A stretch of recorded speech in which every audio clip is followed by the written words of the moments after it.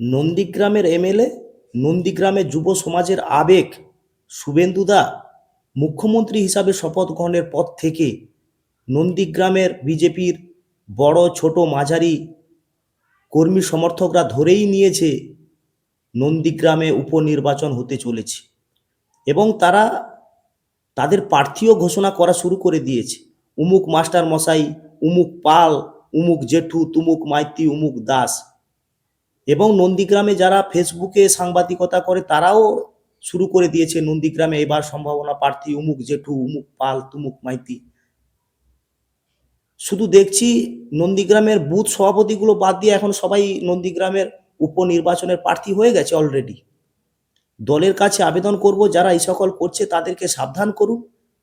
আদৌ নন্দীগ্রামে উপনির্বাচন হবে নাকি তার কোনো ঠিক নেই। নন্দীগ্রামবাসীর পক্ষ থেকে আমি বলছি, নন্দীগ্রামের এমএলএ শুভেন্দুদাই থাকবে এবং তার জন্য যা যা করার ব্যবস্থা নন্দীগ্রামের প্রথম সারি যারা নেতৃত্ব আছে তাদেরকে নিতেই হবে। আর এই সকল যারা করছে তাদেরকে সাবধান করুন। নন্দীগ্রামের আবেগ শুভেন্দুদা, নন্দীগ্রাম ছাড়া শুভেন্দুদাকে মানায় না।